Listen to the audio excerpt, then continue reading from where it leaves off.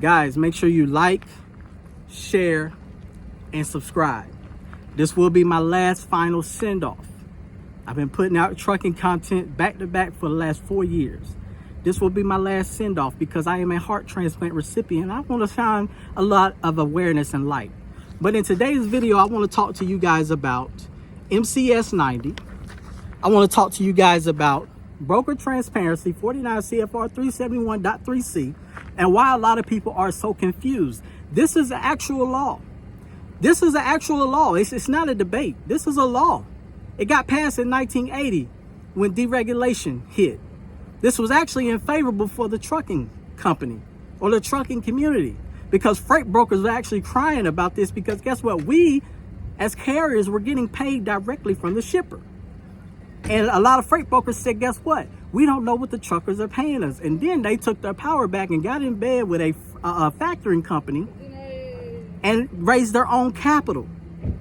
All they did was trick a lot of shippers and say, I got these trucks, when they actually don't. They were just a middleman. Then I want you to educate yourself on MAP 21 for double brokering. Yes, it might be a slap on the wrist, but guess what? It's a start. Obama put this in play, if you did not know.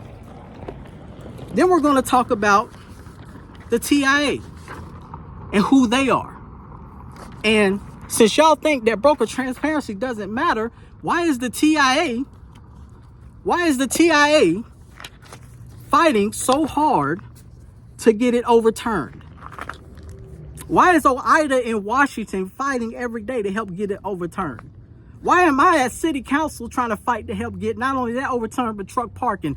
By the way, nobody was with me. I want to bring more awareness. This is why I'm cutting my content short. I want to bring more awareness. I am a heart transplant recipient. And I want to bring more awareness that guess what? You could save a life. How many people know about nuclear verdicts? How many people know about FMCSA 390.6? I think it is. Where guess what? If a broker or a dispatcher, guess what, tries to make you do something that is illegal or something that you don't feel safe, you can report them to the FMCSA on the 390.6, I think it is. See, when I hear people talk about broker transparency doesn't matter. If you want to stop dealing with brokers, become your own freight broker. Yeah, that's cool. I understand. But it's actually a selfish mindset. And I need people to get out of it because guess what? Yes, you can become your own freight broker. Your friends can become their own freight broker. But there's a million truckers out there. Do you think a million truckers are going to become their own freight broker? Some of them are lazy. Some of them are tired. Some of them don't have the mental capacity to do it. Some of them got too much on their hands and on their mind to even do it. So do you think that a million truckers is going to become their own freight broker? I'm fighting for those people that are not. Because guess what? Carrier 411 is still doing what they're doing. You still got Highway and Carrier Sure that's so-called trying to vet everybody. But guess what? Freight theft is still at an all-time high. It's still at 46%. From last year, it was at 46%. CargoNet, look it up. That's on CargoNet. So my thing is Carrier 411 and Carrier Sure and Highway, these three vetting tools they got, who's dropping the ball if cargo theft is still at all-time high? So for those other people that can't become or don't want to become their own freight broker, who's going to stand up and fight for them? I am. I will. That's why I'm still on these brokers' necks. Because yes, you're leaving a lot of money on the table. You have to know your cost per mile. You got to know the difference between cost per mile and rate per mile. Because a broker, if you don't know, guess what? A broker will look at you and be like, and they'll call you or you call them and just say, hey man, I'm just looking for some gas money to get up out of Florida. Meanwhile, you may not know that there's a whole $4,000 wiggle room within that load, but you're just looking for gas money because you don't know your cost per mile. We have to continue to educate ourselves. So right now we're going to talk about the TIA.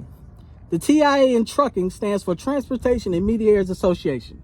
The TIA provides advocacy, education, and resources for businesses involved in moving goods across various transportation methods, including truck, rail, air, and sea. Its members play a crucial role and coordinating between shippers and carriers, ensuring goods are transported efficiently and securely. In short, the TIA supports the freight broker and logistics industry, working to ensure that these intermediaries operate professionally and in compliance. The TIA is fighting hard. They put in petition after petition to Washington. They have been denied a total of 9 times in arguments and talks about broker transparency. Title 49 CFR 371. Map 21, you need to look it up. All right, guys. Now, let's talk about what is MCS 90. The Federal Motor Carrier Act of 1980 established the need for trucking companies and carriers transportation hazardous materials to show they are physically responsible. The MCS 90 is an endorsement serving as proof of the coverage that the companies must have in order to stay compliant. I already told y'all about nuclear verdicts. Guys, this is my final message, okay? I want this industry to be better. But we all know trucking is going downhill like I explained. You need to really start investing and learning the new software, the new programs that they're putting in these trucks and on these trailers, and what's going on in the freight industry. You need to follow stocks and bonds. You need to follow the stocks of these publicly traded companies. You need to get their tickers. See what's going on. Follow it. They're trying to put us out. And guess what? With Elon Musk going on, we don't know what's going on. And I just want you guys to be vigilant. Educate yourself. Get out that truck. We're not just a steering wheel holder here anymore. All the TikTok videos and the TikTok dances and all that, yeah, that's all cool. But guess what? Educate yourself. If that truck break down, can you fix the problem? Or are you going to be waiting on the side of the road for breakdown? Can you spot the problem? Can you band-aid it? Can you lip it?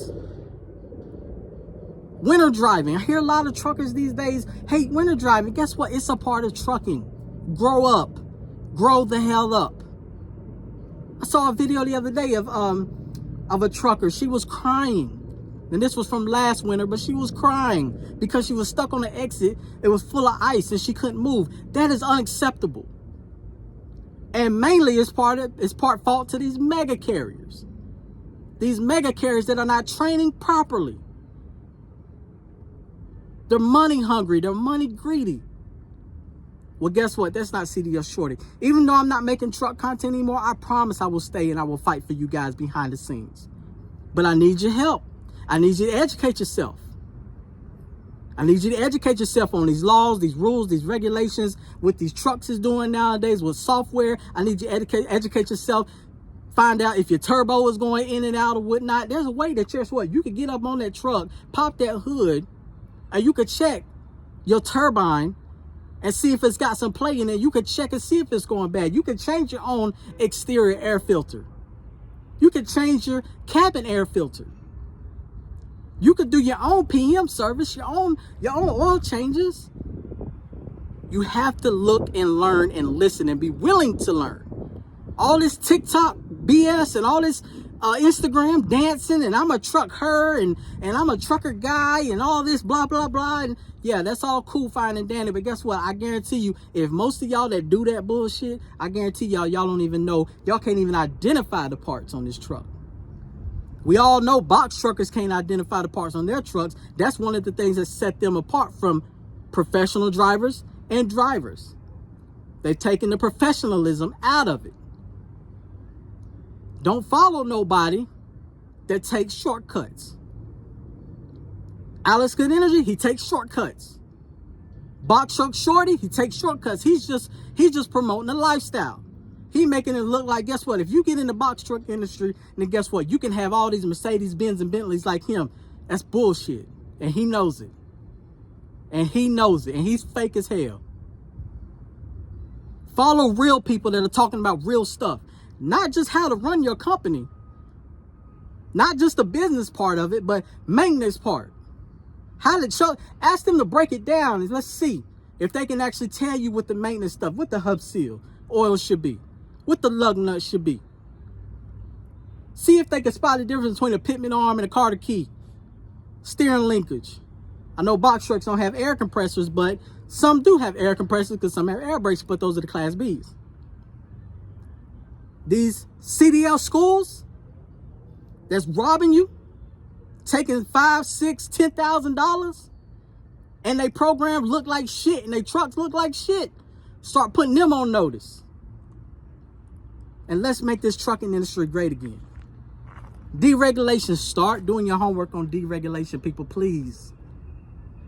Then you'll understand where cheap freight comes from. Y'all take care. I love y'all. Consider being an organ donor. It saved my life, and you have the power to save someone else's.